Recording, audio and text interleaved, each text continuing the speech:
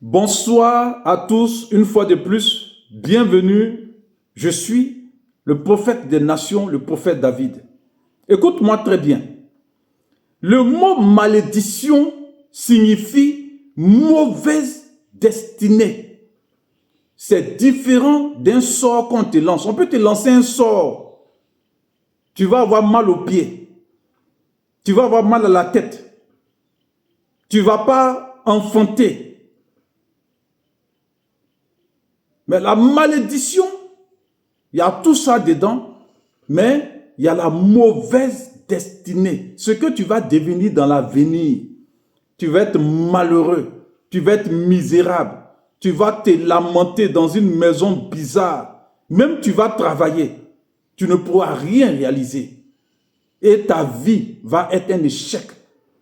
Et la malédiction te pousse à faire des mauvais choix pour que tu te retrouves dans une mauvaise destinée. La femme que tu vas choisir la mauvaise femme. Le mari que tu vas choisir, tu vas choisir le mauvais mari. Les amis, ton entourage que tu vas choisir comme amis, les gens que tu vas fréquenter des gens qui vont accomplir la mauvaise destinée sur ta vie parce qu'ils vont te donner des mauvais conseils. Il y a des gens qui vont se retrouver avec des gens où ils vont se faire tatouer, ils vont faire des piercings sur le nez et tout ça, pour que dans l'avenir, ils aient une mauvaise destinée. Alors, ne jouez pas avec la malédiction. Je suis un témoignage de la malédiction. J'ai été maudit dans mes deux familles. Quand on parle aussi de malédiction, écoutez, ça ne vient pas de loin. C'est soit ton père, ton propre père qui t'a engendré, peut te lancer des malédictions. Ta propre mère peut te lancer des malédictions. Mal dit sur ta vie, mal dit sur ton avenir. Ton oncle, tes parents, ce n'est pas tes amis qui peuvent te lancer des malédictions. Mais la malédiction ne se limite pas à mal dire. On invoque des démons, on invoque des esprits qui viennent contrôler ton atmosphère afin que quand les gens même te voient, ils te méprisent, ils s'éloignent de toi, ils te haïssent. Tu fais quelque chose, ça ne marche pas. Tu t'as choisi la mauvaise femme, le mauvais mari, comme je l'ai dit tantôt. Tu tombes malade. Tu es malheureux, tu es misérable. Parce que chaque nuit, il y a ton propre père, il y a ta propre mère, il y a ton propre oncle. Le frère ne peut pas agir sur la destinée de quelqu'un. Mais c'est le père, la mère, l'oncle, les tantes. Et donc, je ne joue pas avec ce que je dis. Et je vois des gens, au lieu de se repentir, quand ils m'appellent, ils mentent. Je suis prophète des nations. Je n'ai pas envie d'humilier les gens. La Bible dit que celui qui avoue ses transgressions et qui les délaisse obtient miséricorde. Mais celui qui les cache ne prospère point. La colère de Dieu demeure sur lui. J'ai été maudit personnellement. Mon propre grand-père qui a engendré mon père me maudissait. Il partait dans une forêt noire, il invoquait l'esprit des quatre vents, sans compter la sirène, sans compter toutes sortes d'esprits, pour me maudire, moi qui suis son petit-fils. Du côté de ma mère, les parents de ma mère me maudissaient parce que ma naissance est une erreur. Mais quand vous me regardez, est-ce que ma naissance était vraiment une erreur? Non. Ma naissance était un plan du Seigneur Jésus-Christ. Parce que Dieu ne veut rien dire pour moi, il y a plusieurs dieux. Les parents ont cru que moi, ma naissance était une erreur parce qu'ils se sont rencontrés quand ils avaient 19 ans, 20 ans, 30 ans pour certains. Et on devait même m'avoter. Mais le Seigneur n'a pas voulu qu'on fasse un curettage et puis je suis né. Et les deux familles se sont haïes toute ma vie que j'ai vécue. J'ai plus de 50 ans. Je ne vous parle pas de la vie de quelqu'un d'autre. Je vous parle de moi-même, ma propre vie. Parce que la Bible dit, vous serez mes témoins. Depuis que je suis né, malgré que mon père et ma mère sont de la même race, sont du même groupe ethnique, ils ne se sont jamais fréquentés. Même pendant les funérailles, des deux familles ne sont jamais allées aux funérailles de de l'autre famille. Je ne sais même pas comment dire le français, ça me choque. Juste quand je vieillis, la haine était profonde. Et des deux côtés, on me lançait des sorts, on me maudissait. Quand on me voyait, on dit ton papa est inconscient. Mon papa aussi, quand il me voit, il dit la famille de ta maman, ils sont méchants. Chacun me maudissait. Et c'est comme ça que j'ai vécu. Et à un certain moment de ma vie, je pleurais, je coulais des larmes. On disait des paroles bizarres sur moi. On m'a humilié de toutes parts, des deux côtés des familles. Et j'ai levé la tête vers le ciel. J'ai commencé à parler au ciel. J'ai dit Jésus-Christ. Pendant que d'autres, eux, ils vont voir les féticheurs. Pendant que certains deviennent francs-maçons. Mais je vais parler dans une vidéo sur ce cas. J'ai été maudit toute ma vie. Donc je connais la profondeur de la malédiction. Et effectivement, comme mon grand-père avait prononcé la malédiction, il prononçait la malédiction sur moi chaque nuit en invoquant l'esprit des 4 vents, ma mère me haïssait. Waouh! Et donc aujourd'hui, quand le Seigneur me dit, délivre ceux qu'on mène à l'abattoir, et je vois des frères prendre leur téléphone pour m'appeler, je me dispose. Écoutez, je dis toujours, je ne cherche pas des fidèles, donc je n'ai rien à vous cacher. Celui qui n'a pas envie de se repentir, il ne faut pas, il va m'appeler. Et c'est comme moi, je leur dis, au fait, vous n'aimez pas Jésus, c'est avec moi vous discutez. C'est comme Élie qui va voir la veuve de Saramta, qui souffre, qui ne sait pas ce qu'elle va manger, il y a la famine. Il lui dit, donne-moi à manger, et puis elle bavarde avec lui. Vous ne savez pas ce que vous voulez, peuple africain. Si le Seigneur m'a dit de détruire la malédiction, écoutez, je vais vous rendre un témoignage très pratique. Quand j'ai commencé à parler de la malédiction, les petits sorciers qui vous maudissent là, ils sont venus chez moi à la maison. Ils vous ont laissé, vous qui ont maudit, parce qu'ils se disent, il y a un monsieur qui veut les enlever dans la malédiction. Mais ils ont commis une erreur. C'est le même prophète qui a mis pied au Bénin et qui a dit le vaudou c'est la plaisanterie. Et j'ai donné défi à tous les Bokonos en 2017. S'ils n'arrivent pas à me tuer en sorcellerie, c'est que le vaudou est de la plaisanterie. C'est avec lui vous plaisantez. Ils viennent la nuit essayer de m'attaquer parce que j'ai commencé à parler du mystère de la malédiction sur votre vie. C'est vous, votre vie.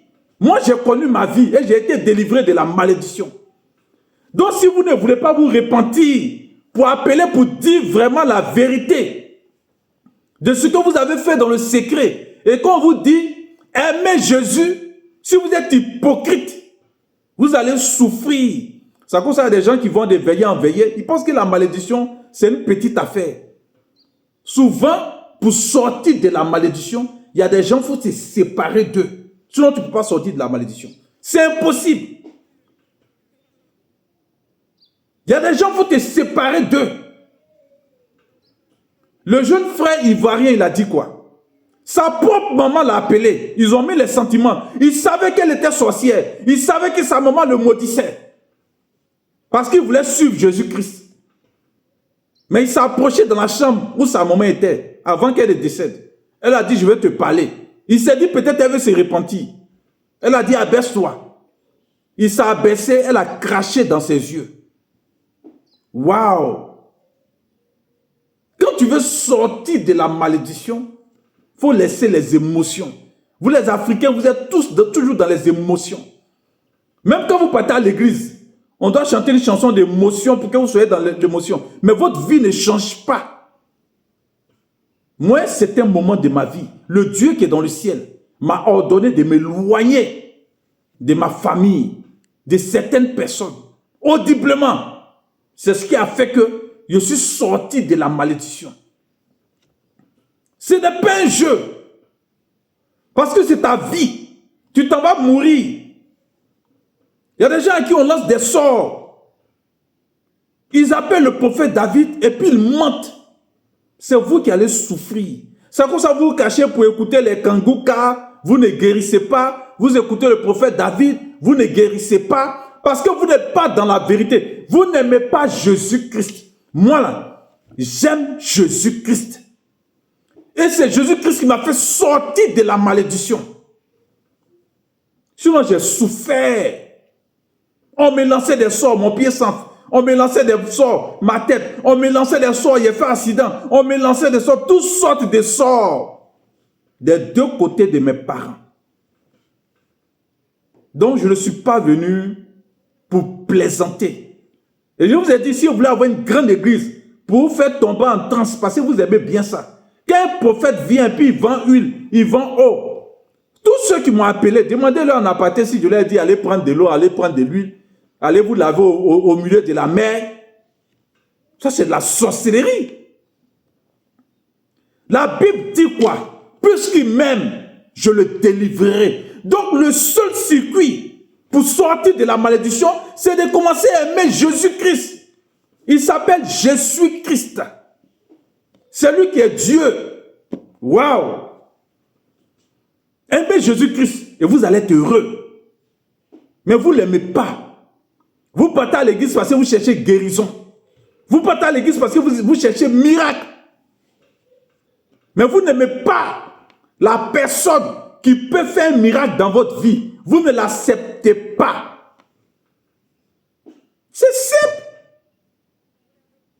Celui qui croit en moi, voilà ce qui va se passer. Donc croyez en Jésus-Christ et puis aimez-le, c'est tout. Moi je ne vous comprends pas. Et puis il y a des gens même, ils ont pratiqué le vaudou. Eux-mêmes, de façon consentante, ils sont allés pratiquer le vaudou. Ils m'appellent et puis ils ne disent pas la vérité. Prophète David, je me répands. La Bible dit, celui qui avoue ses transgressions et qui les délaisse, il obtient miséricorde. On ne peut pas combattre la malédiction en partant se mettre au milieu des maudits. Waouh! Et ça me fait mal. Vous m'appelez, il y a certains qui mentent, il y a certains qui pensent qu'ils ont affaire à un prophète, un faiseur de miracles. Je n'ai aucun miracle.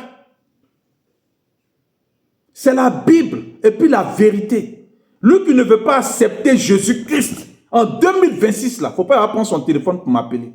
Il ne pourra pas sortir de la malédiction, c'est impossible. Je n'ai pas un miracle pour faire sortir quelqu'un de la malédiction. La clé pour faire sortir quelqu'un de la malédiction, d'abord, cette personne doit accepter Jésus-Christ.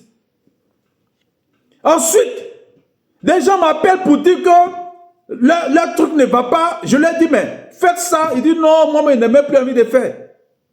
Mais quand Naaman avait la lèpre, et puis il allait voir un prophète, le prophète lui a dit d'aller sortir, de plonger 7 fois dans le Jourdain. Est-ce qu'on t'a dit de venir bavarder avec un prophète? Est-ce qu'un prophète, c'est ton ami? Mais c'est une perte de temps. Tu m'appelles pour perdre ton temps. Et j'ai dit aux gens, tu fais quoi? Souvent, il y a des malédictions qui sont liées au couple. C'est pour ça souvent, il dit aux femmes ou aux hommes, appelle ta femme. Non, mon mari, là, je ne peux pas l'appeler parce que lui, il est compliqué. Tu ne vas pas sortir de cette malédiction. C'est impossible. Parce que c'est deux. C'est à cause de ça, Ananas et Saphira, ils ont été frappés. Il y a plein de mystères que vous devez comprendre. Et aujourd'hui, je veux que vous vous repentez sincèrement. Tous ceux qui veulent vraiment se repentir, tous ceux qui sont prêts à écouter pour sortir de la malédiction, appelez-moi sur WhatsApp au 00 225 05 96 31 32 02. Soyez bénis. C'était le prophète des nations, le prophète David. Soyez bénis.